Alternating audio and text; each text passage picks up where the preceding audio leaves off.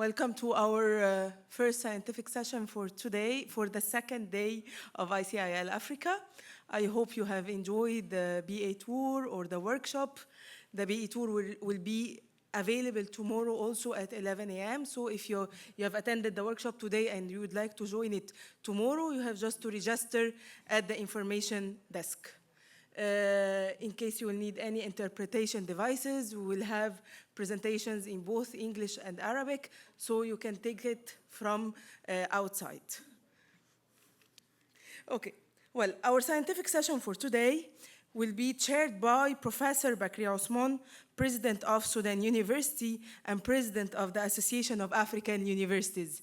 And we are really happy and we have the pleasure to have him as a chairperson. And we are also happy to have the Association of African Universities as one of our strategic partners and one of our partners in this important event. Professor Bakri will have a number of distinguished speakers who will be presenting during this session, so I'll give him the floor to introduce them and invite them to come and make their valuable presentations. Thank you very much. Good afternoon and welcome to this session.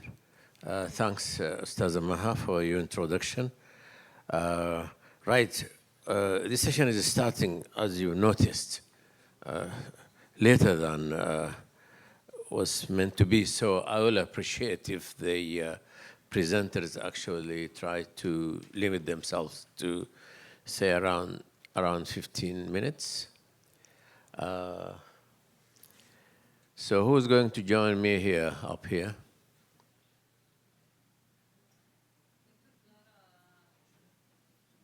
Right. So, okay, first we have Pecha Kocha, Professor Clara Chu, who's a director and distinguished professor at Mortenson Center for International Library Programs in the USA. Welcome, Professor. Thank you. The floor is yours. Good afternoon, greetings to everyone, and I have set my timer, so I will stay within 10 minutes or less. It's a pleasure to be here. I'm the director of the Mortenson Center for International Library Programs, and our mission is to strengthen international ties among libraries and librarians for the international education, for promoting international education, understanding, and peace. And for that reason, then I'm focusing on international insights on AI literacy. And so the reason that we want to be able to do this is because AI has the potential to disrupt what librarians do and how they do it, and the role in informing their users about the benefits, detriments, and inequities that AI creates. And so what does this mean for you and I? Well, we already know we're using AI. It's embedded in what we do. We have it on our smartphones to organize our photos. And so by advancing AI literacy globally, we want to take steps to bridge the digital divide by equipping our users with essential skills. Skills where they can use AI literacy to find a job. They can use it to generate and do their writing, as well as maybe even run a small business. So what does this mean for libraries and librarians? Well, librarians have some awareness of AI, and in our libraries, in order to keep up, we have used different strategies, from training existing staff to hiring new staff with a computer background, or to be able to buy turnkey solutions. But whatever resources we have, whether we're using AI or not yet implementing it, AI literacy should be taught by all libraries. And so whatever your circumstances, whatever resources, AI literacy is important as it aligns with UNESCO's model of AI and media information and media literacy. So the focus that I will be addressing is, what does it mean to be AI literate in an international context? We know that our world are different, our general situations are different. So when we have an and an equitable world, then we know that AI is being experienced and accessed differently in different parts of the world. And so as librarians, we need to know what it is that AI literacy means in a world of haves and have-nots.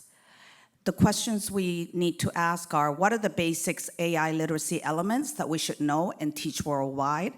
And are there different perspectives and approaches that we need to use internationally? What do we do in countries where we are the leaders of AI? What do we do as librarians in countries where AI is still lagging behind? And so these are important questions. UNESCO provides us with an AI competency framework for students where there are 4 areas that all students should learn and understand. Then they should learn to apply them, and then to be able to use AI to be able to create. And so this ranges from AI techniques and applications to a human-centered mindset and ethics of AI. So these 2 areas that students learn, also teachers need to be able to consider as part of their development of AI competency. So for teachers, there are 5 areas that they should be acquiring: deepening, and then creating. And so for librarians, what does this mean? There is no agreed upon framework for AI literacy for librarians. However, Paul Pivel has shared that at a minimum, librarians should know how large language models work, what biases are inherent within them, what are hallucinations, and what are some of the ethical considerations. On the other hand, Nicole Hennig has said that for library professionals, AI literacy means we should be understanding the basics of how AI works. We should know how to use it effectively and ethically so we can teach it. And it should help us make informed decisions about using AI technologies in our work. And so we could be using AI technologies such as ChatGPT, and we might want to use it to help us understand what our users are doing with it, to help us generate content so we can teach and learn and create those activities. And it also can help us with our writing, professional or academic. And so I had the opportunity to talk to librarians from different parts of the world, from the global south and global north, and they shared that AI literacy and to teach it would mean potentially introducing AI, to educating on AI tools and software, teaching critical literacy. While in discussion with 15 Chinese librarians, they said that teaching AI literacy would mean also teaching other literacies, concepts and issues, applying AI, what the benefits of AI is, and then competency and skills that we need to continuously develop. So if we take a look at everything that we've seen so far, from what institutions are sharing with us and what our librarians in conversation have told us from different parts of the world, then when we teach AI, we should be teaching about AI. We should be thinking about teaching social and institutional context of AI, implications and benefits of AI, and how to use AI. And then, of course, we need to continuously be increasing and enhancing our knowledge by keeping up and training. So the emphasis is we should know the technical aspects, the practical aspects, and the ethical aspects to be able to teach about this. And so I said that it's important to keep learning. And so to keep learning, that means that there should be some go-to resources. We should look for our associations such as AfLIA and the ALA that have special interest groups on AI. There are conferences like the Charleston one that has addressed AI and other resources. So internationally, AI development and resources may be different, but the opportunities, challenges, and implications are unavoidable. So this means internationally, let's emphasize the teaching of universal AI literacy, which means understand, use, and evaluate AI. And so in our diverse worlds, then those issues should be taken into consideration. How AI is different in our different corners of the world, and to be able to integrate those 3 aspects, to be able to ensure that we and our users understand, evaluate, and use AI. Thank you. Thank you very much, Dr. Clara, for this short but very informative and resourceful talk. So thanks for providing these sources of information. I'm sorry I wasn't provided with a biography for you, but I think your title is sufficient, I think, to introduce you to the people here. Yeah. Right. I have, and the second talk is AI-driven transformation, advancing information literacy at the British University in Egypt Library. And I have 3 presenters. So, sorry, I'm not going to read the biographies I have here in full. I will just have a look. If there is something you want to tell people briefly about yourself, you could do that. Mr. Abdalrahman Said, Assistant Librarian, the British University in Egypt. Ms. Shema Al-Talbani, Senior Specialist Librarian, the British University, Egypt. Ms. Suzanne Ashmawi, Library Supervisor at the British University in Egypt.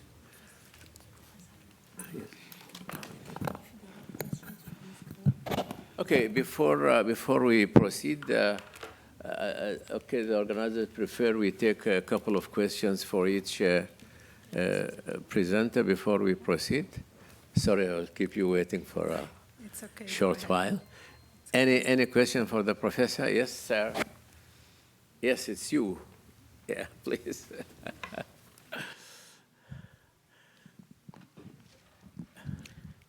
Good afternoon. Thank you, Prof, for the presentation. Maropeni Ramavina from the Northwest University in South Africa. What are the most maybe popular AI tool amongst your students on campus? Okay. Thank you. So are you asking which are the ones that they're most using? Okay. So I don't have information about that, but I know that, of course, ChatGPT is something that they're using.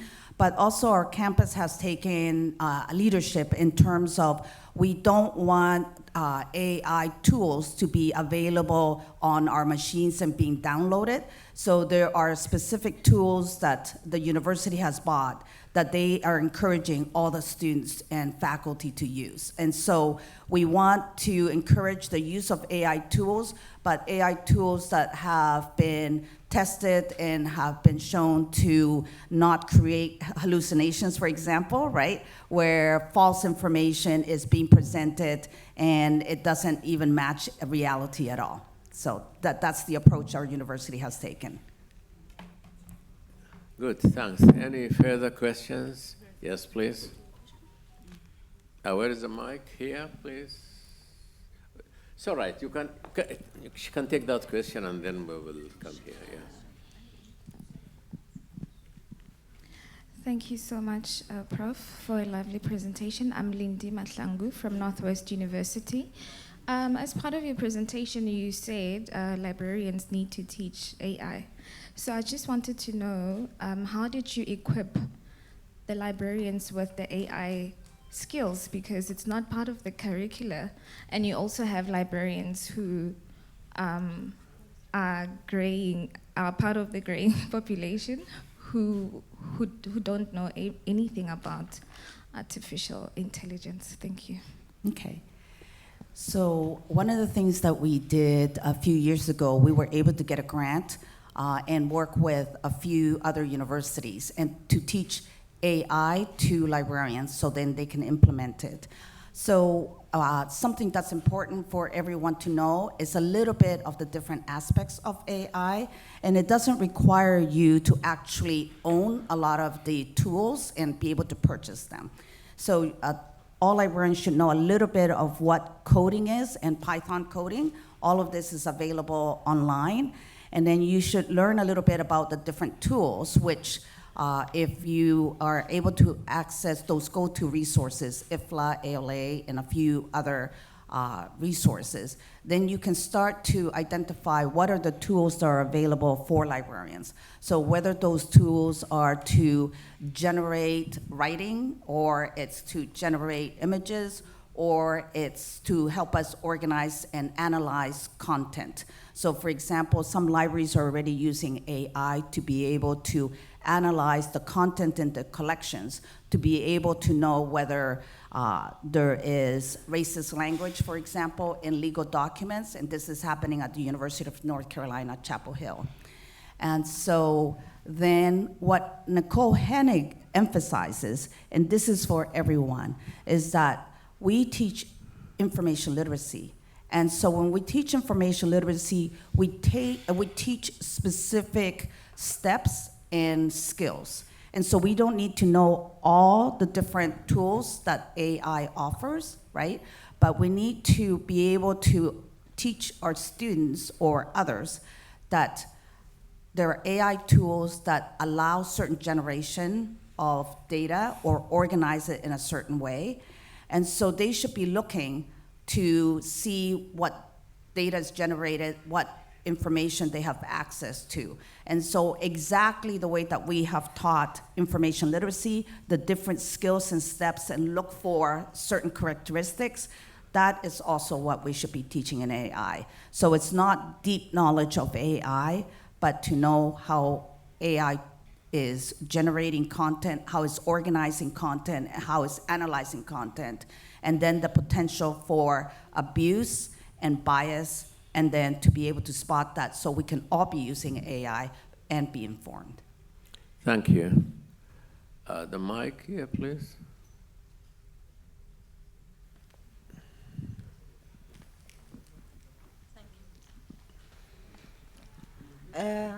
Here I am a mother, I am a teacher also.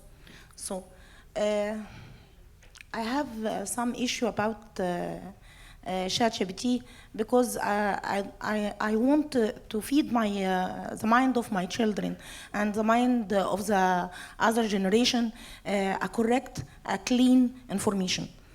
It is a big responsibility on me, on you, and whatever the team is after that. I thank you first for all what you are saying right now, because it is very important to me to have the ethical ways to do my job and to be sure that I will never get any damage to the mind of the children of myself and the other children to the other families. It's a big responsibility on me. Please guide me. I want clean information. I want the main source of the information and the ways to do that.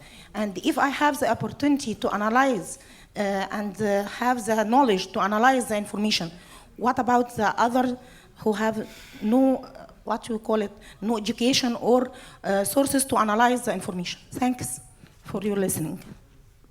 So I know that there are many concerns in terms of the content that our users can be accessing and the potential that they're presented false information. But one of the things I suggest is that if we move forward together, we will get there, and we will get there together. So as library professionals, one of the things that we are doing in our libraries is not just going out and buying some of the AI tools. What we're doing is forming groups, discussing and trying out the technology. And so for many of our libraries, we're not buying the technology immediately, but for those of us who can afford it, then we are going and testing out some of it, and then coming back as a working group of librarians and teaching each other the pros and cons of the different tools. And for some of us who may not be really using the tools, we also want to know, so we've been reading articles together and then discussing. And so this is what librarians who may not be able to have access to a lot of the tools or be able to afford them, then we can be learning together and know how to be prepared. And then as a mother, one of the things that is important is that we not just let the children look at and use the tools on their own, but let's look at it together. And so by reviewing the tools, seeing how they're using it, asking what excites them, because there's something that they find fascinating. So learn with them, understand what fascinates them, and show any concern you have in a constructive way, but not in a critical way. learn together, and as I said, if we all learn together, whether we are families or professionals, we can go far. Thank you very much. It's a very important question. And obviously, there is always a cultural context to it. Somebody might consider good information, somebody else might disagree with might have a moral judgment or something like this. So, like any available source of information now, you need to have some critical approach to it, of course. But it's important because this is why if there isn't like sufficient information which is culturally acceptable to people, then they will be exposed to a flood of information which they might not deem actually useful for their societies. That's the reason people have to cope actually with this technology. Thank you very much, and thank you very much, Professor Chu, for this nice presentation and answers. Thanks a lot. And thank you for your patience. Never mind. Good afternoon, everyone. Thank you all for coming, and thank you, Dr. Osman. First, let me introduce myself. I'm Susanna Ashmawi. I'm a library supervisor for circulation and inquiry, and also a subject librarian for health sciences at the Pretoria University in Egypt Library. Actually, I'm delighted to be here today with my colleagues Shaima and Abdalrahman to present our research articles titled with AI-driven transformation, advancing information literacy at the Pretoria University in Egypt Library. This work is a collaborative effort with my talented colleagues. We explore an area which we believe is crucial, which is the integration of AI literacy, and the information literacy program that we provide at the Pretoria University in Egypt since 2007. The program that aims to equip students with the skills necessary to navigate the vast amount of information available today.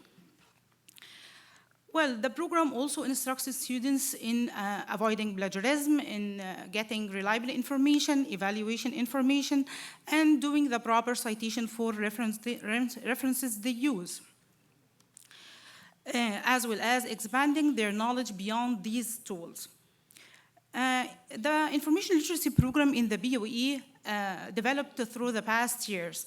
In 2018, the BOE Library requested from the University Teaching and Learning Committee to integrate the AI literacy program within one of the modules that request researches to be conducted from students. We took the approval since then, we started to provide students with the knowledge they need. Not only the undergraduate students, but also we provide the postgraduate students with multiple sessions to learn them how to use and how to deal with the information effectively. Over the past 2 years, we have observed a growing use of AI tools for the students in their researches and course work. The group of researchers, decided to write this paper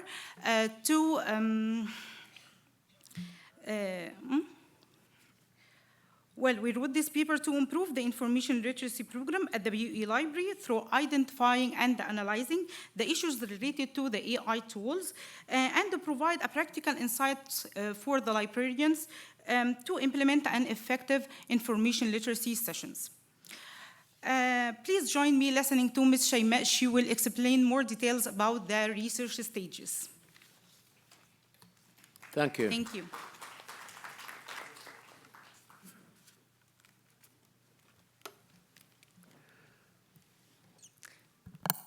Good afternoon. Actually, I'm pleased to be here with all of you today. My name is Shaima Talbani, and I am a senior specialist librarian at the Pretoria University in Egypt. I have been working as a subject librarian for both Faculty of Business and Mass Media for over than 12 years now. In order to achieve the goals of our research that my colleague Susan has mentioned before, we applied an action research methodology In this action research methodology, characterized by main 4 stages, which are planning, then action. After that, we have the implementation and observation and implementation. So let's now dive together deeper in these stages, starting with the first stage, planning and the initial program development. We started this stage with the planning, and it was very important to understand the needs of our community from the AI literacy program that we are going to provide or integrate in our information literacy program. So we start to collaborate with our academic staff to know or to get their feedbacks among using AI literacy, among using AI regarding the 2 past years and the feedback of the academics collected by the online questionnaire, in addition to personal interviews. And actually, these interviews gave us a great chance to understand their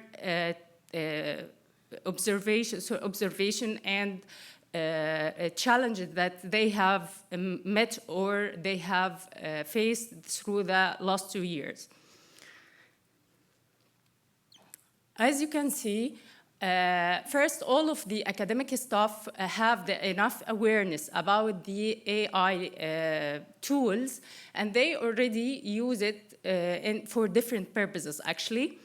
And they also have a great challenge that they faced, which is the absence of clear guidelines or regulations regarding the usage of AI in the academic process.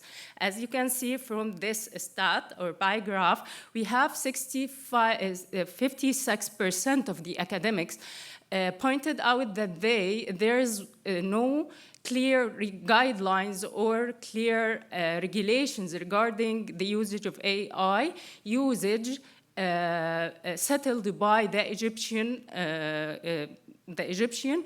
Supreme Council of Universities, or even from the university itself. So this gap or this absence of guidelines led the universities to create their own guidelines. Okay, and that was clear when we asked them about the percentage that they accept or permit to use AI in the academic researches and the academic process in general. So the range was a various range between 20 up to 60% accepted. So some faculties accept 20% and the other faculties accept 60%. And that leads us why the professors or the academics have a great concern or worries about the usage of AI in the academic process. As you can see from the pie chart that we have, 98% of the academics expressed their worries or concerns about the usage of AI. Actually, most of these concerns come to the academic integrity and plagiarism, and finally the cheating. They are afraid of the misuse of these tools, okay? After understanding, or by the understanding the concern that our academic staff have regarding the AI literacy usage in academia, we start to craft our own AI literacy program, and in this stage, the program was just initial version. So let's now take a look to the components of this program. We crafted actually to contain or to include both practical and theoretical principles for AI usage in academia. First, we have the key concepts we have the key concepts of AI, and in this part, actually, we discuss or we give the literacy needed to understand artificial intelligence, the computer vision, natural language processing, NLP, and large language models, LLMs, okay? And in the next part of the program, we discuss the academic considerations. And here we emphasize the importance of academic integrity, bias, and fairness in AI outputs, intellectual property rights, and the risk of AI hallucinations. Then we start to clarify more the AI-powered research tools. And here we emphasize the importance of using AI research tools that have a beneficial role to improve the research, actually, especially in collecting resources or reviewing literature, or even summarize a group of articles in the same time. And actually, this part, we take it in a practical approach, not only in a theoretical part.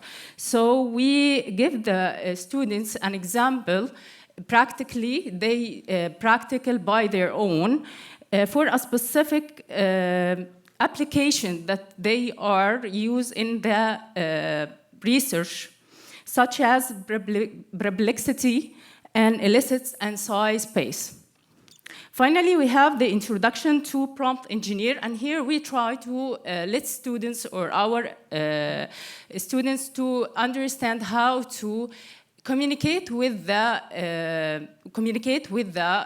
systems or AI systems, actually. So we start to give them introduction to some shots or some prompt styles, such as zero prompt style and a few shot prompting, and finally the chain prompting. And by this, the initial program ends and the first stage as well. And now we are going to process to the next stage, which is initial implementation and observation. The goal in this stage was to ensure the quality of the program, to start the wide range implementation. So we start to implement this workshop in a small range.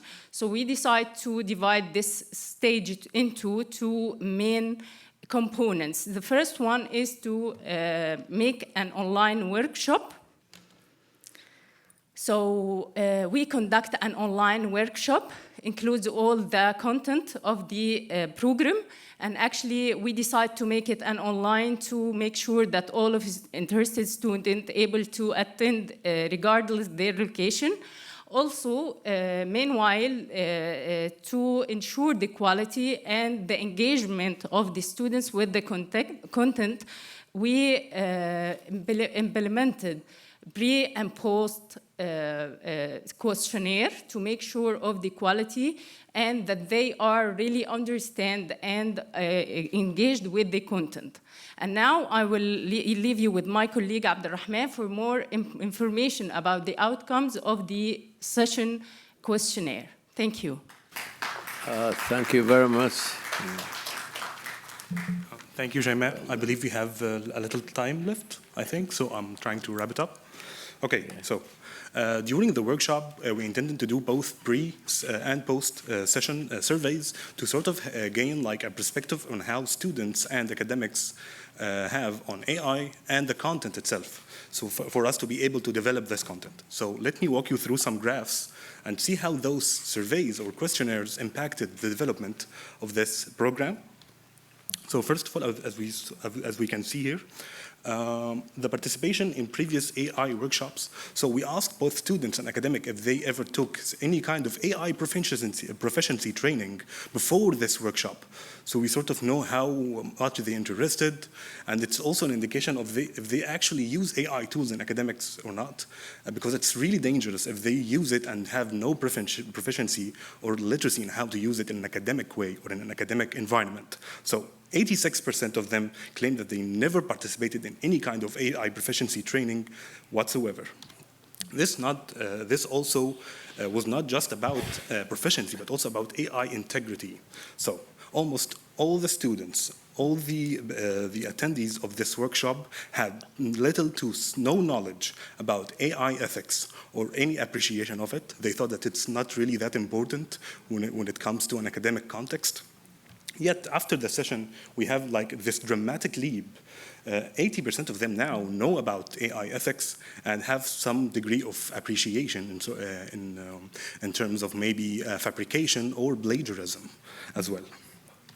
One more interesting finding here is prompt engineering, which is basically how to talk to a chatbot and how to utilize this prompt engineering techniques to get the output that you want, the output that you're expecting. So almost no student know what was prompt engineering was. 70% of 5% of them knew nothing about it. 43% of them knew the term just briefly and knew what does it mean, but they really didn't utilize prompt engineering in their work. Yet after the session, they were all be able to define what prompt engineering is and different techniques of prompt engineering.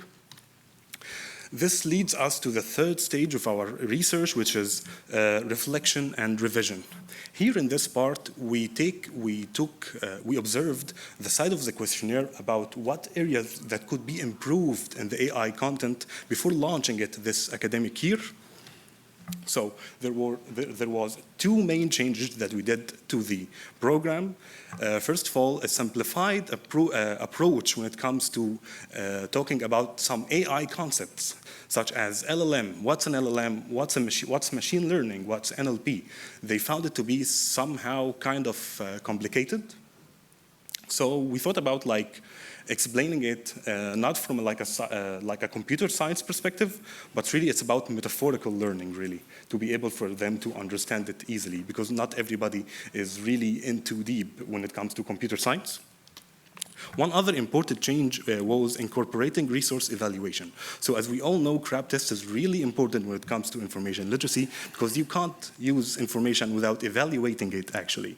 So integrating the CRAB test when it comes to evaluating those tools and evaluating the information that comes out of those tools was really important, because we found like something is missing whenever we were discussing academic and ethical consideration when it comes to AI-powered research tools.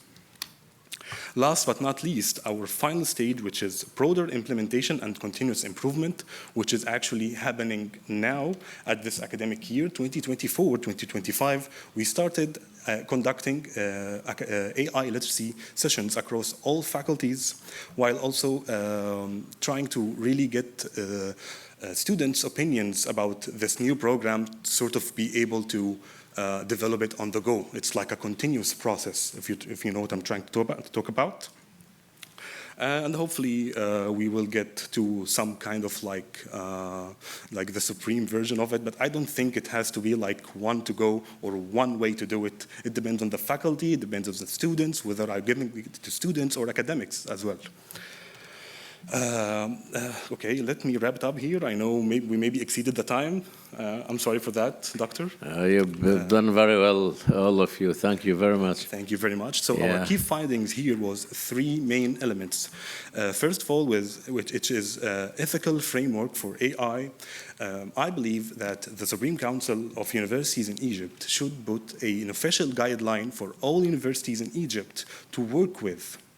And I don't believe that this has to be starting today. I think they have to sort of put into consideration all the efforts that has been done regarding AI literacy in Egypt and even internationally. Like we learn a lot from, we learned a lot today and yesterday from a lot of like scientific papers regarding AI literacy already.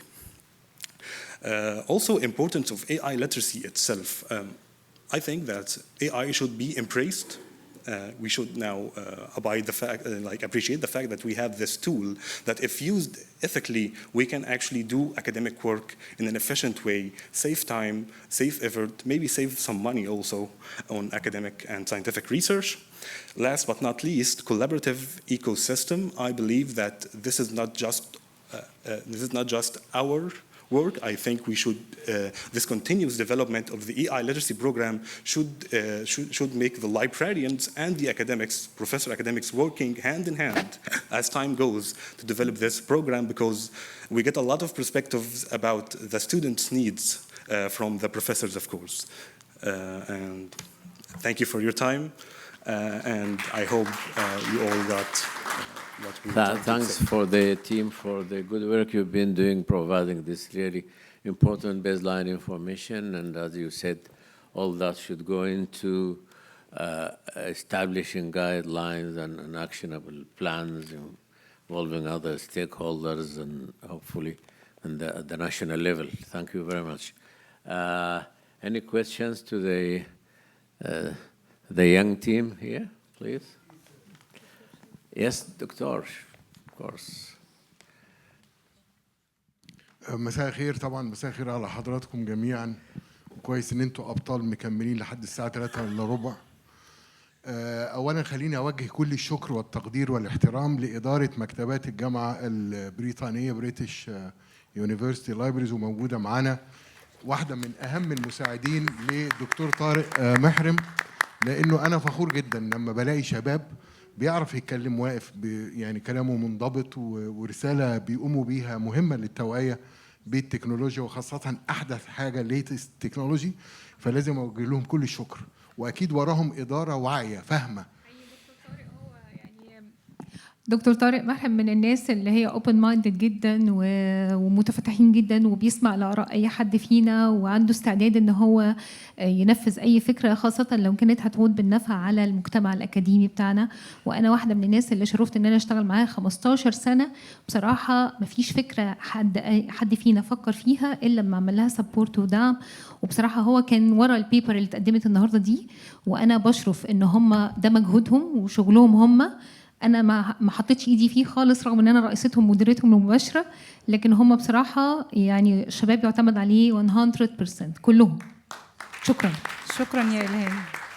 طبعا انا يعني الى جانب الشكر، انا راجل باحث علمي في الاساس. انصح في الحاله دي اللي حضراتكم شرحتوها لنا مش بالكويشنير، بالاكسبيرمنتال ميثودولوجي اللي هو المنهج التجريبي. ده قائم اما على جروب واحد، فحضرتك بتعملي بري تيست وبعدين بوست تيست، وتقارني هو المتغير ده كان تأثيره ايه.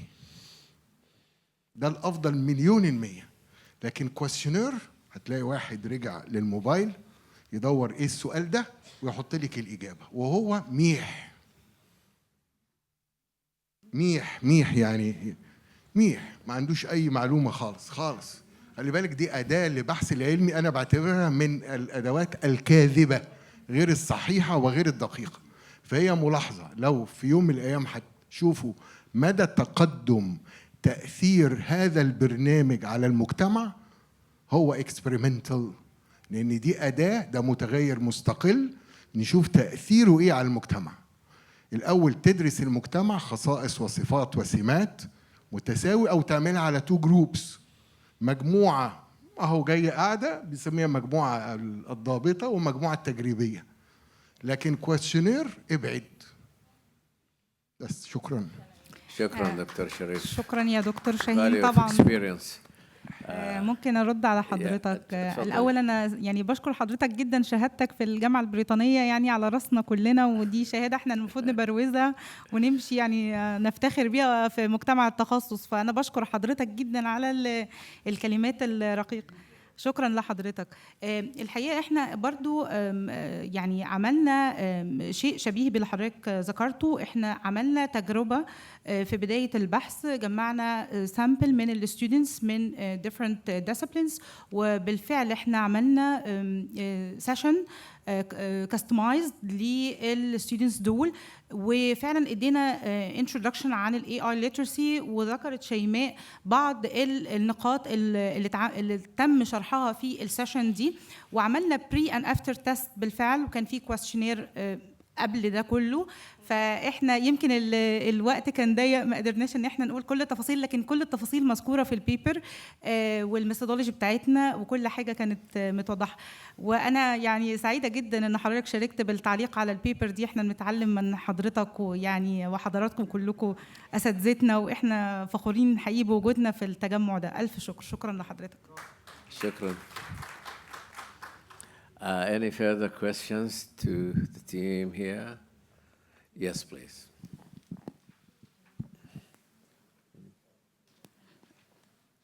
Hi, I'm Peggy Zomo from the United States, University of Illinois. Thank you so much for your research, by the way. I wanted to especially commend you for doing user-centered research and action research. I think it's always important when all these tools come out to see how our users are using it. What are their reactions? What are their needs? And even using a survey, it's okay. You have to start from somewhere. And then maybe continuing after that with interviews, focus groups, experimental. So a mixed methods design is good, but it's okay to start with a survey. And then, so I had one question, which I think you answered, but I did not understand because you were speaking Arabic. I was going to ask, when you're doing your research, did you see any differences between disciplines and how these tools are used, or the awareness of those tools? Did you notice anything like that? Do you ask about subject areas where the students were coming from? Did you see the differences in awareness? Yes, there are differences. It depends on the subject or background the students came from. Some medical students, they use kind of information is different of information that economical students or business students use. And we put this in consideration when delivering the experimental session. Yes, I agree with you. There are different. I also want to add that not just tools that we thought that the impact. Is it even working? Okay. I also want to add that it's not just about tools. I noticed that some prompt engineering techniques may be used by some areas of research, and others may be like completely useless. Like for instance, chain of thought prompting would really help like computer scientists or engineers, because it's had this mathematical approach and allowed that like chatbots to like solve problems, mathematical problems. So it's not just tools; it's also prompt engineering techniques. Thank you, Doctor. Well, thank you very much. Yeah, please. First of all, brilliant presentation. Thank you very much. I think it shows how librarians are custodians of information.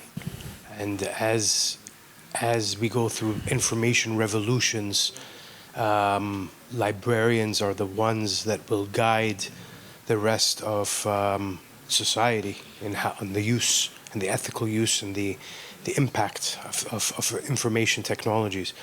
Like these skills that you're teaching them, students, with AI, it is not limited to just research. It is now goes to every aspect of their life. So really, congratulations, and I think you're at the forefront of implementing this kind of information, the new age of information literacy. Question I had, did you have same session for students, graduate students, and faculty members? Do you do it for faculty members as well?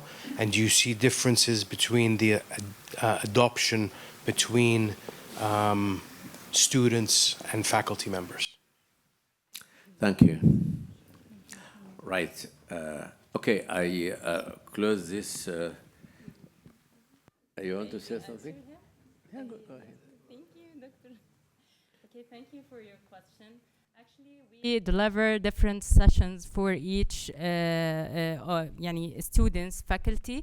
It will be a customized session according to their needs and according to the nature of the topic. Not all of them the same content, but actually they have the same line, which is AI literacy. And also we are, and we have initial to give the sessions to academics as well, that through the questionnaire and the interviews, they show a huge interest in having this knowledge and to have such sessions or workshop about AI usage in academia. So we are in planning to do this, and for sure it will be different according to the faculties.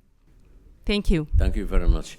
Right, we go now to the third talk here, which is, thank you very much, Thank you. team, and keep up the good work. The role of librarians in keeping pace with the artificial intelligence revolution in libraries. Presenter is Dr. Fatima Al-Hayas. Am I pronouncing this correctly? Okay, then the next is titled Old Wine in New Bottles, Delivering Information Literacy Skills in the Digital Age. The presenters are Zanel Hadebi, Research Support Librarian, University of Zululand, South Africa, and Sabelo Chizwina, Director responsible for Information and Learning Services at Northwest University in South Africa. Welcome. You can introduce yourself, please, and delve into your talk. Good afternoon. My name is Sabelo Chizwina. I'm from the Northwest University, responsible for Information and Learning Services. So the idea for this paper was influenced by the need to understand exactly if librarians were teaching information literacy the correct way. We are librarians. We go to library school, but in the curriculum, there is never, or you're never taught how to teach. You're expected to be appointed as a librarian. You're expected to stand in front of people. You're expected then to deliver content and be able to understand whether what you're delivering is being received by students. So this was what influenced. And also, there has been some changes. There has been a lot of technology that has taken place. From 2020, when COVID started, the library was flipped. The library became no longer a physical space, but an online space. There has been new technologies. Now we're talking about AI literacy. We're talking about the fifth industrial revolution. We're talking about robotics. We're talking about a whole lot of things which, as libraries, we are expected to also embrace and to use these resources to be able to deliver services to students. So when we look at what the literature is saying, the literature is talking about how do people learn, which is one of the things that we need to understand. The literature talks about three important things that we looked at. We looked at the learner-centered approach. We looked at how do students learn in the 21st century. The 21st century student is different from the students of the past. The 21st student is digitally savvy. They know what they want, and they do not want to read a lot. So how then do you create content, online content, to be able to teach? So our study is focusing mostly on online content, online information literacy. So it's actually based on the 26 public universities in South Africa, which is a limitation. So the paper is based on 26 public libraries in South Africa. We're looking at a period from 2020 until 2024. So we're looking at, in terms of the online content, do we see evidence of inquiry-guided learning? Do we see collaborative learning? Do we see self-paced learning? You may ask, why are we focusing on these? If you go back to the learning theories of learning, there are three important researchers from John Dewey, who says we do not learn from experience, but we learn from reflecting on experience. So then Vygotsky also introduced the concept of social interaction. So he spoke about thought, action, and social interaction. Then we also have got Piaget, who spoke about collaborative learning. So all these are fundamental principles that are now evident, or that are now what the 21st century student is looking at. As librarians, we also thought, okay, most of the literature, when you look at online learning, it's focusing on the disciplines, the subject, it's focusing on higher education, it's focusing on lecturers, but it's not focusing on libraries, on librarians, on what we are doing. But if you look at most libraries are expected to play a part in terms of information literacy. We are the custodians of information literacy. And what happens in those universities where there is no department of library information science or information science? If we look at our context in South Africa, not all the 26 universities have got those departments. There are very few, actually. Most of the library schools have been closed in the past 20 years. So what happens to those libraries that do not have this particular department to help to impact this information literacy content? So this is also another focus that we wanted to include. So I'm not going to talk about the theory, but I'm just going to talk about what the guiding principles of our study was. So our study is based on the learner-centered approach. Others will call it the student-centered approach. It's based on how do students acquire new knowledge, how do students become active, involved in the learning process, and also what type of content should we be developing in order for us to be able to get meaningful learning that is taking place in terms of the content that we are developing as the libraries. It also talks about collaborative learning. How do we ensure that students collaborate in terms of information literacy? What we are talking about here, we're focusing on online content that is developed by libraries for students to be able to access at their own time, or for students to be able to access in real time. So how do we then, as libraries, are libraries creating this type of platforms? Are they creating collaborative learning spaces for students to be able to learn?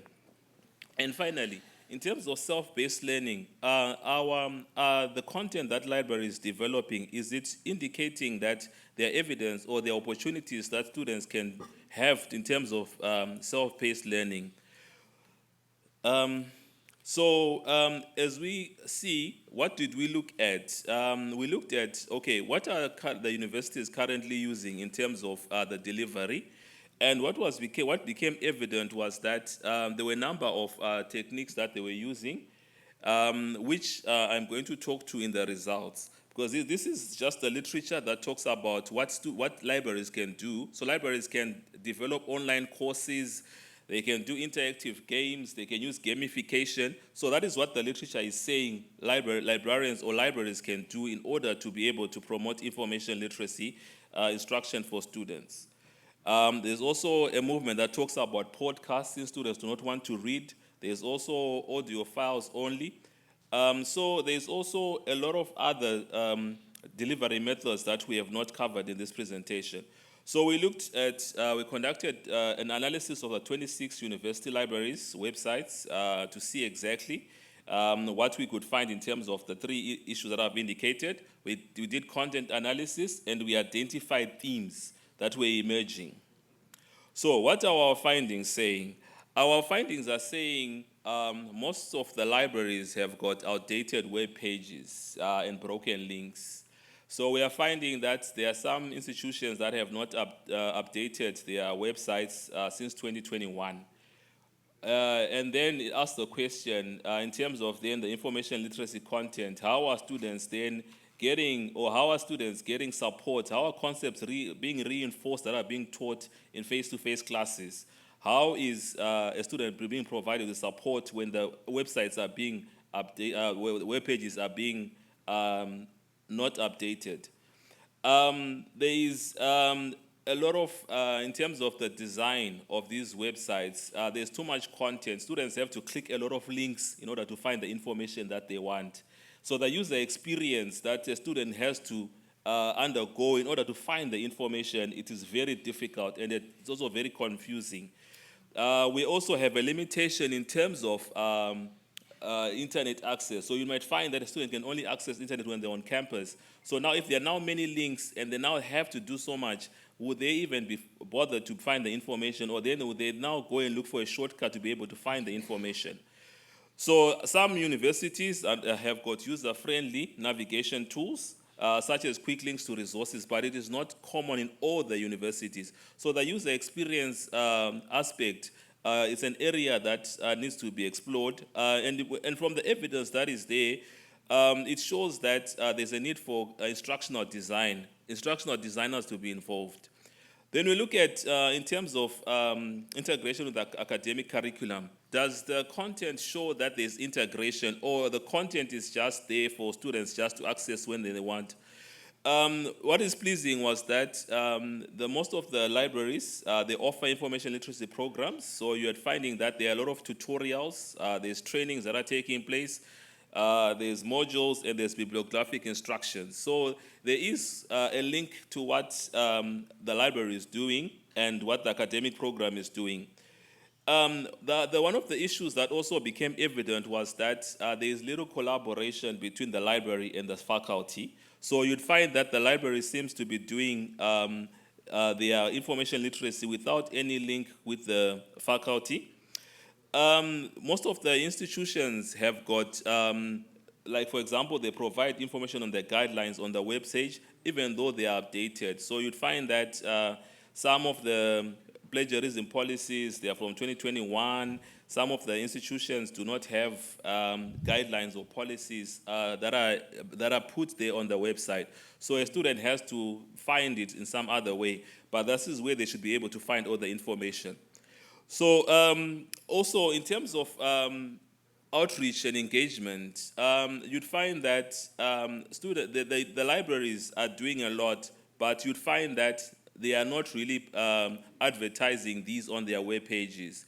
Because then if you have to go and look at their social media pages and also on their websites, you'd find that they are doing a lot, but then this is not being evident on the pages. So you'd find that students are not aware of this, or there's too much information that students do not have. One of the key things that the learning theory talks about is that the learning must be interactive, it must be collaborative. You'd find that there are a minority of the libraries have got interactive features in real time, so such as live chats. So that is an area that is lacking in most of the pages that are there, or most of the sites that are there. So in terms of also trying to find exactly how to improve, you'd find that there is no feedback option that is provided. So there's a disjuncture between what the student needs and what is actually available. Also in terms of how they are using social media to be able to engage with students in terms of information literacy, you'd find that there are some web pages that have got, there are some sites that have got less than 20 posts. And in those instances where universities are using social media, there's an over-reliance on social media in terms of in terms of providing the content. And only there's a few institutions that talk about information literacy standards that they are using. So you'd find that there's very little in terms of what they're doing in terms of the information literacy standards. So what are we saying? We are saying that as libraries, we need to look at providing access to our librarians. How do we make our librarians more visible? What are the resources, what are the tools that we can use in order to make the librarians accessible for the students? We need to have tools such as live chats. We need to be able to engage our students, or we need to also ensure that students have got a real-time engagement with librarians and with other students in order for us to be able to reinforce the concepts of information literacy.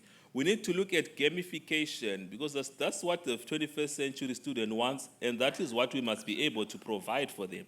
We might be able to provide them with quizzes that are not just quizzes that are just testing, because you know when it comes to quiz, most of the time when you see MCQ, you talk about marks. So we must be able to have quizzes that allow students to be able to think or to reinforce what they have learned.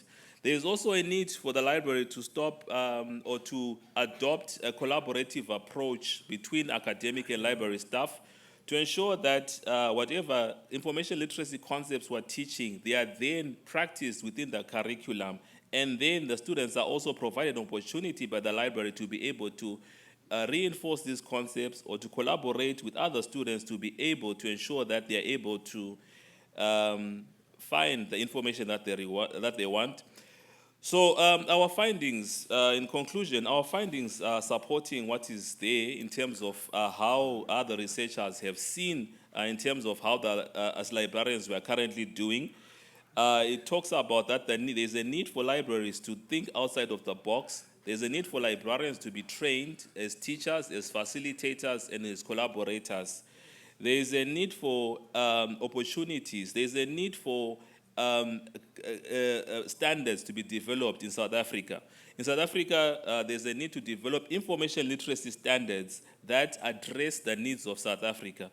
So currently, you'd find that everyone is using different standards. Others are using the American College Library Standards. Others are using the UK College Library Standards. But what do we need as a country? Are these relevant? We talk about decolonizing of the curriculum.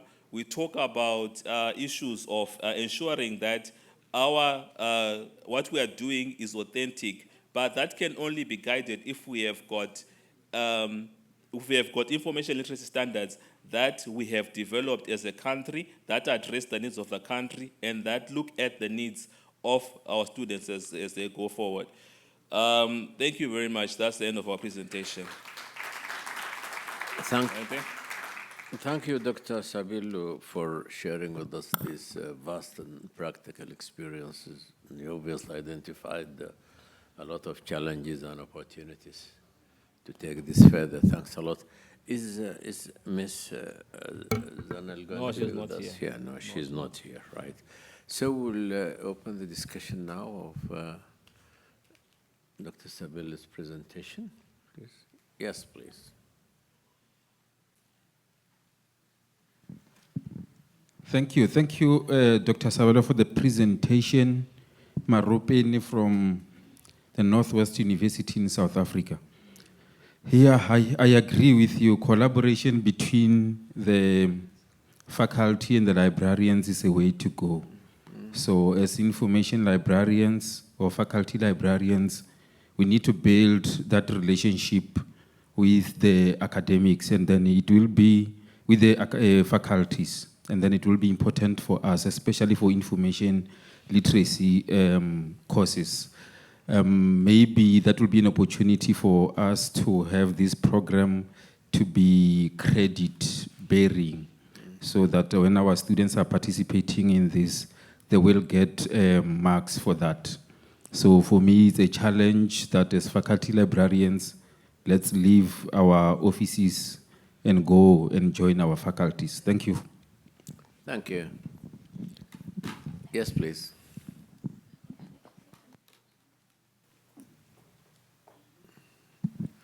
Thank you very much, Doc, for the presentation. I'm Lindy Matlangu from Northwest University.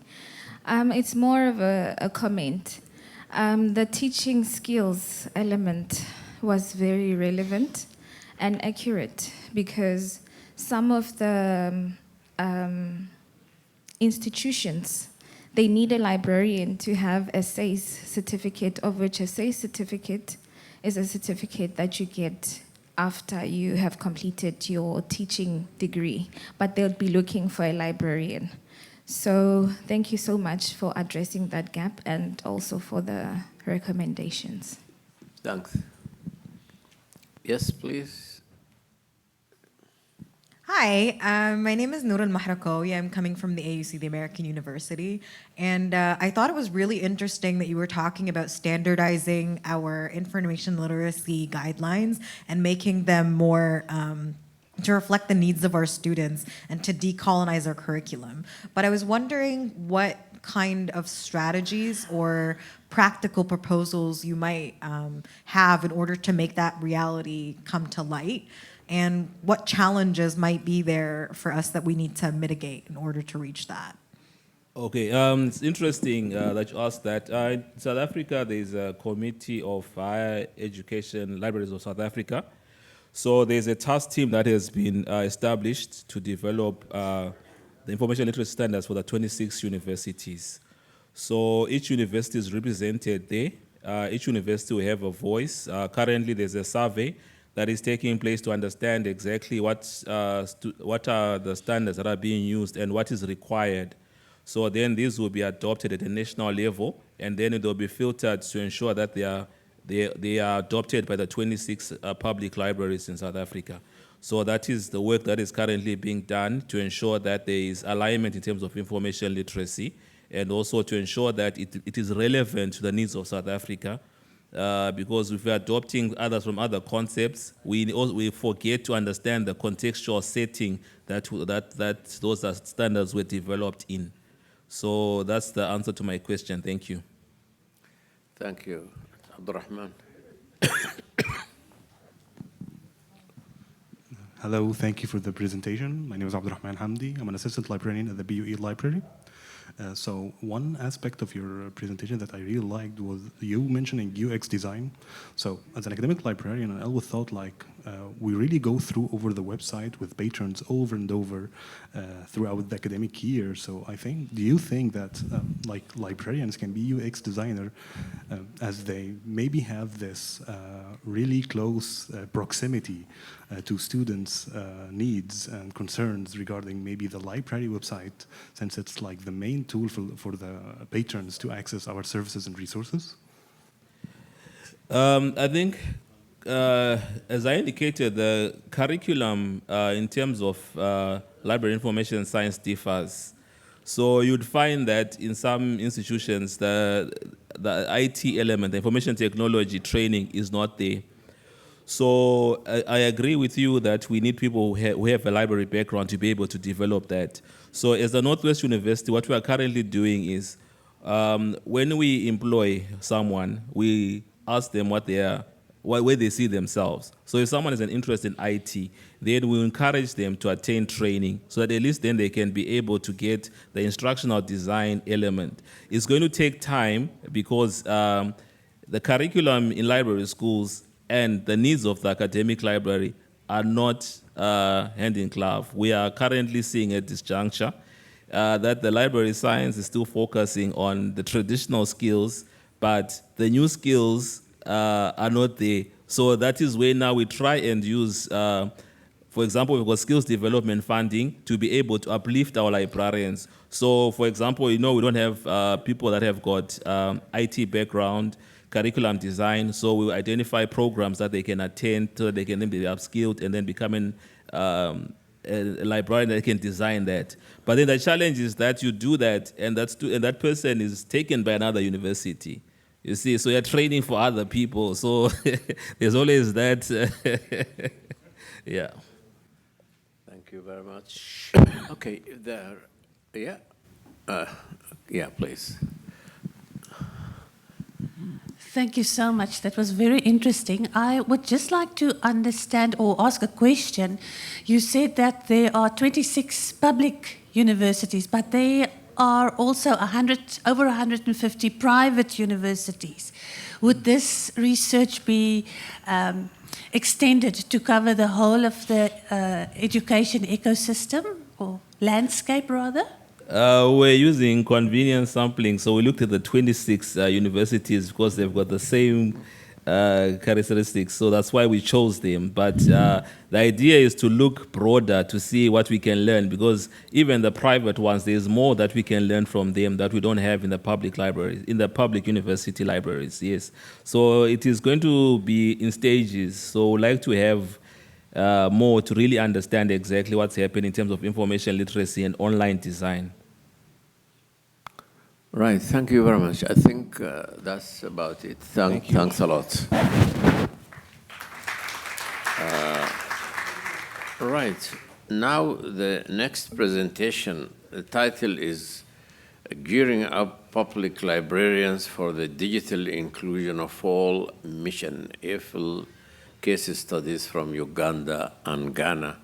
And the presenters are Ms. Ramon Petu Choveit, Program Manager, AfL Electronic Information for Libraries, Lithuania. Welcome. Thank you very much. You can introduce yourself and yes, please. Okay, so Good afternoon, everyone.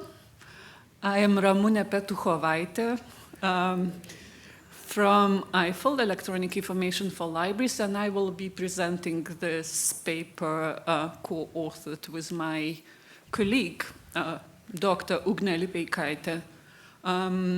She is AfL Public Library Innovation Program Impact Manager, but she's not here because you know, she's married to a librarian who travel a lot, and he went to some conference, and she needs to take care of children while he is lecturing in Spain, I believe. So today I will talk, as I said, about skilling public libraries for the mission of digital inclusion for all. I'm based in Lithuania, Ugne is based in Chile, and the question is why I'm talking about Africa. AfL is a non-for-profit organization that partners with libraries to enable access to knowledge for education, research, learning, livelihood, development in developing and transition economy countries. And AfL currently works with library consortia in about 40 countries. And among them, there are quite many in Africa. And also AfL represents those consortia with whom we partner, represents over 3,000 academic research libraries. But today I will talk about public libraries and AfL Public Library Innovation Program.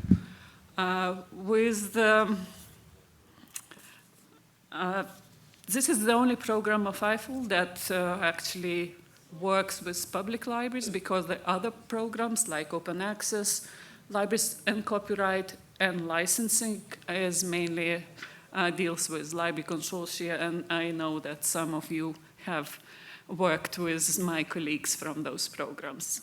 So Public Library Innovation Program, we seek to inspire innovation and build public library capacity to use ICTs in services that improves lives and advance community development. And over years, we actually use different strategies to achieve this goal, but currently we focus on two areas mainly. And it's building the capacity of public libraries in Africa to use technologies to support their communities, and also promoting innovation in public library services through AfL Innovation Award. By the way, new Innovation Award call is open. And if you know public libraries in your countries that do a very good job with digital writing and reading, please encourage them to check our website, and maybe they can enter this competition for the AfL Public Library Innovation Award. It consists of $1,500 financial award, but also trophy and certificate. So please do encourage them. The award is for functional services, not for something to introduce new. So now about the paper. This paper was inspired by evaluator question back in 2022, when we were in the middle of the implementation of Uganda project, digital skills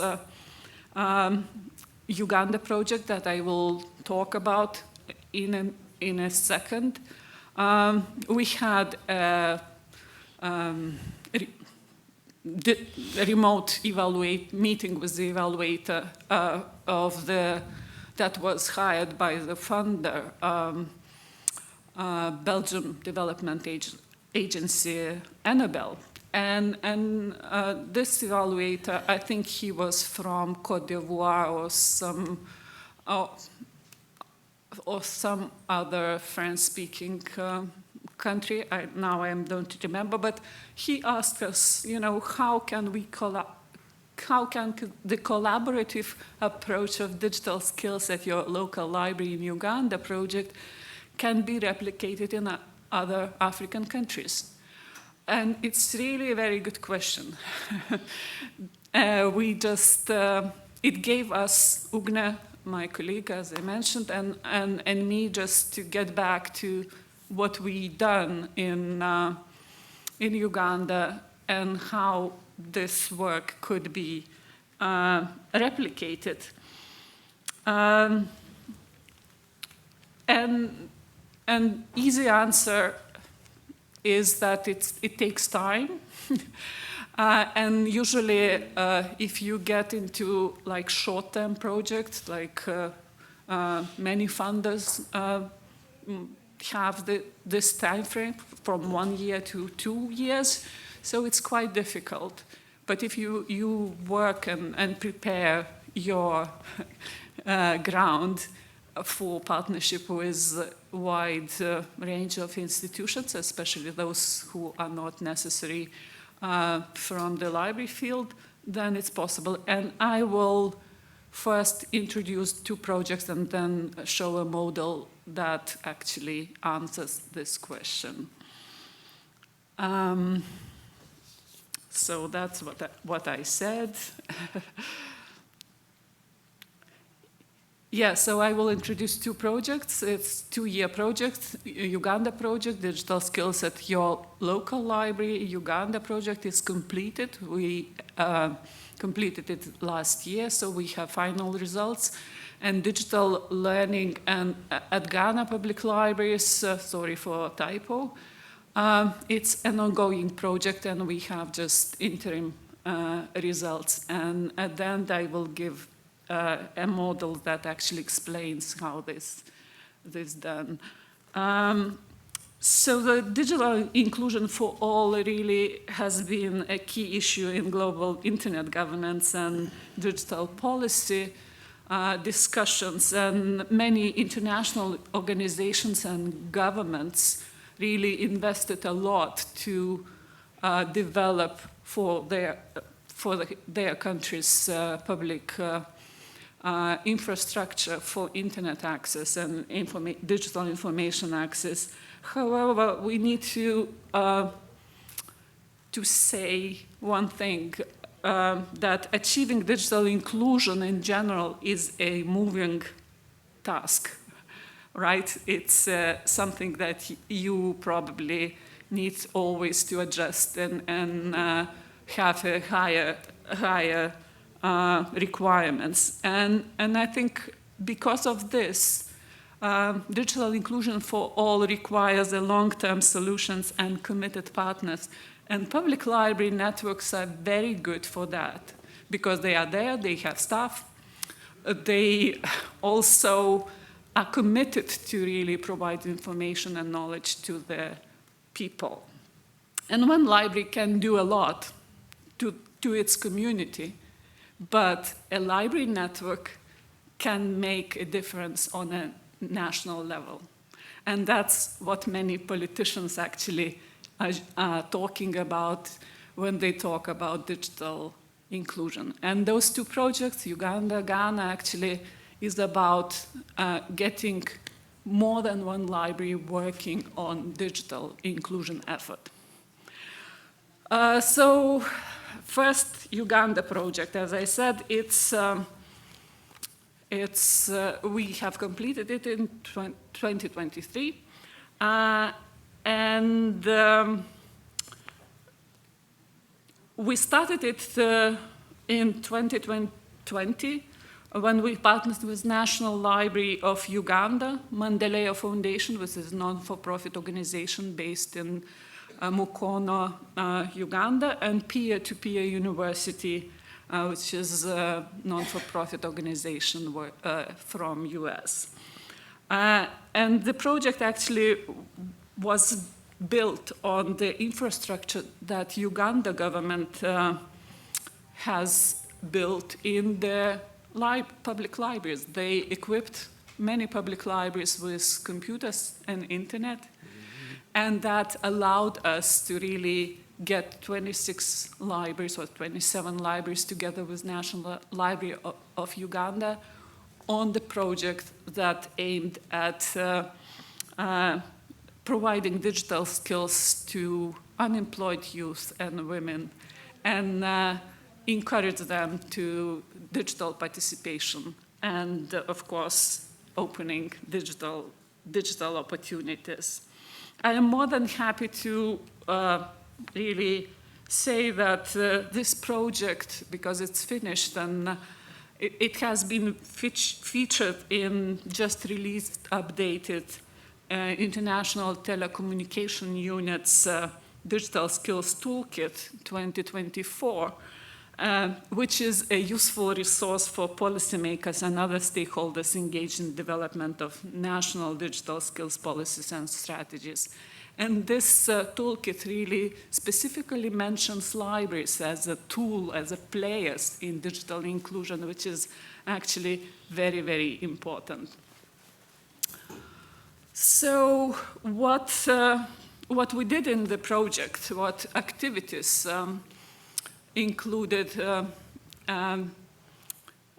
this project. So first of all, we trained 50 librarians and volunteer trainers from 27 public and community libraries in Uganda to become digital skills and learning facilitators for their community. And today, before, many speakers mentioned that librarians should become trainers, or some librarians need training skills. So that I really agree with, and we should pay attention and include the training of trainers for librarians to make sure that they feel confident and they know methods how to teach adults, but also how to teach children, because those techniques are different. So those 50 librarians and volunteer trainers in Uganda has actually enabled the Ugandan youth and women to participate in digital society through equipping them with basic digital skills and mobile literacy skills. They also provided youth and women access to meaningful online learning resources through facilitated library workshops that we call learning circles. It's actually getting people who want to learn online the same subject into library, and librarians would facilitate the learning process using specific online course. How it helps, online learning, those who has experience online learning probably know that it's very lonely thing, and many, many people never complete the courses, right? So when you get into the group facilitated in the library, you learn with other people, and you learn from them, with them, and that helps many more people to complete online learning courses. So key outputs. Those 27 local libraries really provided a lot of training for target group, which is unemployed youth and women, and we got reports that with the basic skills training, basic digital skills training, they reach out over 6,500 people from all walks of the life, including single mothers, street vendors, business women, unemployed youth, teachers, health workers, and so on. The bigger number actually achieved was through outreach training sessions in communities. So librarians also did outreach visits or outreach short courses in markets, churches, any place outside library where people gather. And it's in such a way providing up to 45-minute training, you can reach people who would never come to library to learn longer courses. And many people who actually participated in those outreach classes. They appreciated that, and that how they were motivated to come to libraries to continue courses. And lastly, over 1,500 individuals completed online courses together in those libraries, facilitated by librarians. And of course, we did impact assessment of the activities that libraries, training activities that libraries did. And we used several methods. First is post-training survey, where actually users were asked after the training, what was useful, how they evaluated those trainings, and so on. Then we also collected learner stories after some time through librarians, asking them to reach out to users that went through digital skills training and ask what happened then. And lastly, we also had impact survey, online impact survey sent to many users from libraries to fill in. So what we learned, that 94% of learners say that library training significantly improved their digital skills. And those digital skills, what is more important, actually help them to harness digital opportunities for education and livelihood development. And some of them reported starting finding informal employment, or starting new micro enterprise, or continuing their education somewhere else. So, as you see, the numbers that public library network can reach with their digital skills training are really impressive.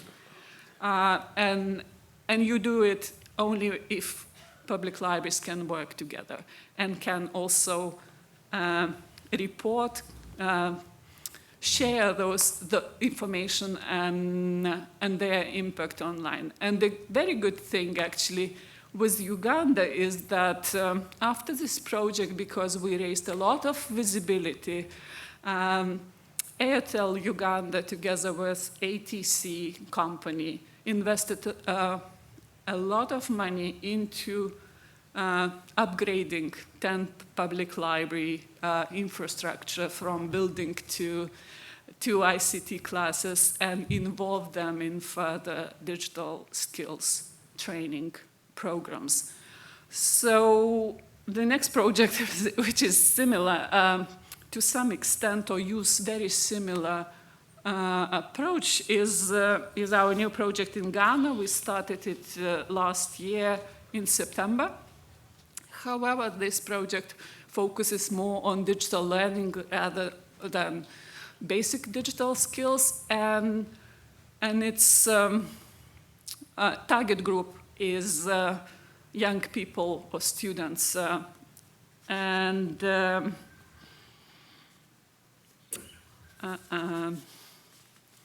Okay, yeah, here I am. So we started last September, and now we are in the middle of implementation of this project.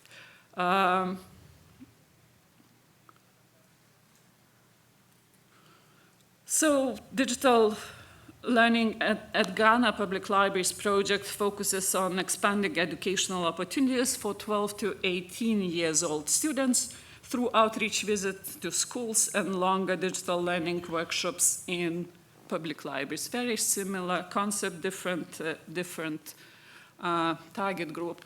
The project engages 15 public and district libraries across Ghana. And just last week, we actually finished training for trainers, for librarians and ICT coordinators from those libraries. And now they are really geared up for passing the skills and passing the knowledge about online learning opportunities to students. In both actually projects, we started with a needs assessment study, and in Ghana specifically, it was done by public librarians. They visited all regional educational offices. They met with school headmasters, with school teachers. They also talked with students about what they need to learn in terms of digital skills and what they want to, what skills they want to have.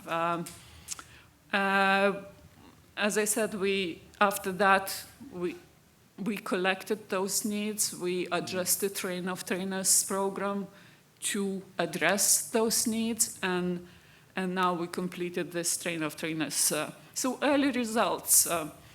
Libraries have already started outreach classes to schools, very similar like I described in Uganda, but because this project targeting students, librarians, and ICT coordinators in Ghana are going to schools.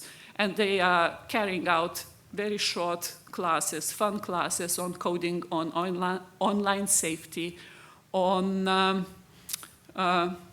Google tools, because people use them, and so they need to know how to use it effectively.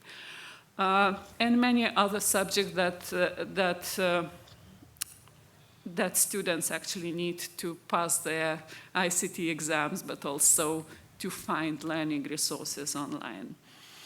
And just September, August and September, librarians already started those longer courses in the library based on very similar concept as learning circles. They take some online learning course, invite students who wants to learn it. For example, I don't know,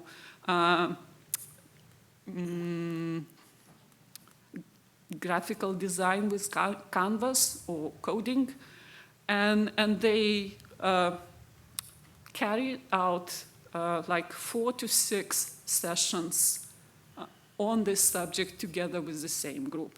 After this course is finished, students, those who participated in 80% of those sessions, get certificates, and that's very, very important for them to get a motivation to participate on online learning courses.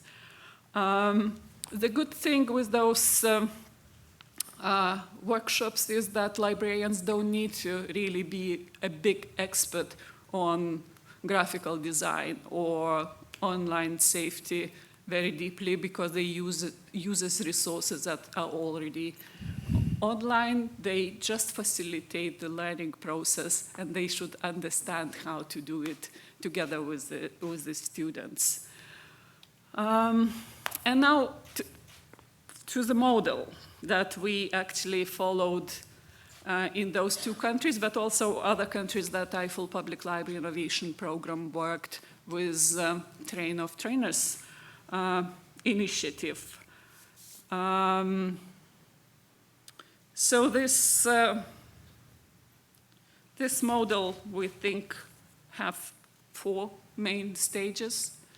And if we talk about the national initiative for digital skills training through public library networks that I just described in those 2 projects, so actually they miss one very important step, which is step 1 in our model. And it is setting up supportive environment for digital inclusion programs for libraries. You cannot start to work with the network until the network is ready to accept this role as digital inclusion trainers. And until all public libraries actually are equipped with technology, they have public access ICT and internet, and also they have support from National Library Authority or their ministry and so on, to cultivate those relationships, you need time. And actually, before starting those two big projects in Uganda and Ghana, we worked with those countries and we partnered with public libraries for probably more than 10 years. Building relationship with the Uganda Communication Commission that equipped libraries with technology, as I mentioned, starting very small with like training librarians to do smaller projects and so on, to fundraise for themselves and so on and so on. Yeah, I'm finishing. So yeah, this is a very important part that sometimes libraries do not pay attention, right? And then all three following steps actually I described quite well in the project. When you have the infrastructure, you have librarians ready for the role and recognition from the government and support from other partners, you can start from needs assessment and engage then those partners who specifically can work and bring some competences and some input into the project. And then in all those projects, please include train of trainers part for librarians, because even if you know that they have competences and already experience, they're always a time on refresher knowledge, like AI literacy or something that is really needed. And users are demanding new things from public libraries. Librarians also need to be flexible in terms of designing programs tailored to their target audiences, and of course include all kinds of formats, gamification, fun, those exercises that really helps people to be motivated and focused on learning. And step 4, again, we did evaluation I just showed, and we made it visible to other partners in Uganda, and we will do the same in Ghana. This is also important in all projects. Pay attention, plan the time, use self-evaluation tools or any other tools you think are appropriate and give you information about what you've done, and communicate it and advocate for libraries' role of bridging digital divide. They are good examples, and actually we do this anyway. So many thanks.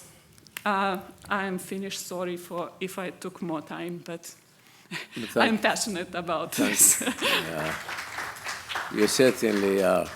Thank you very much for this really very detailed, useful presentation, which obviously contains a lot of experience and lessons, which I'm sure are going to be very useful for people engaged in a similar type of exercise. Okay, any questions or comments? Can you bring the mic here, please?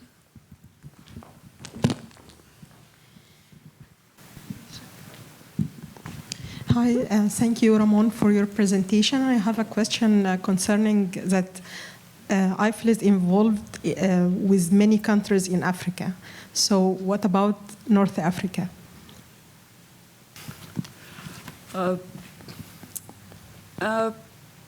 Public Library Innovation Program actually mainly worked with sub-Saharan African countries, and you know that. We had actually in 2017 when we got some funding from Gates Foundation Public Library, Global Library Program, we had a call for application to, or call for expression of interest for extension of our Train of Trainers program for public libraries, and we got some applications from, for example, Tunisia,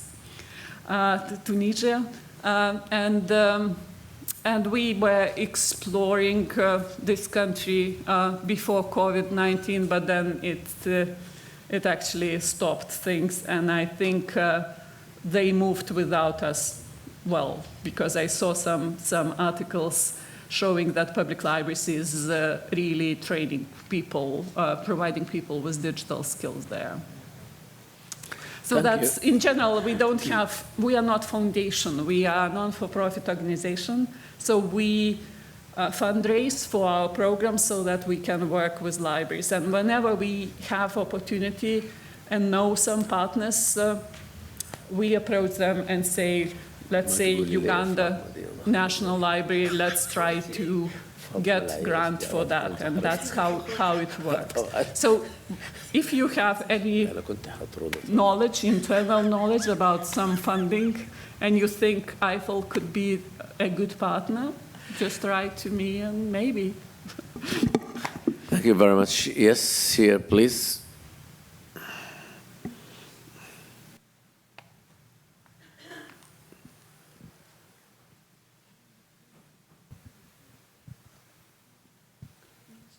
Yeah, is that it? Yeah, okay. I thought the lady behind you wants to.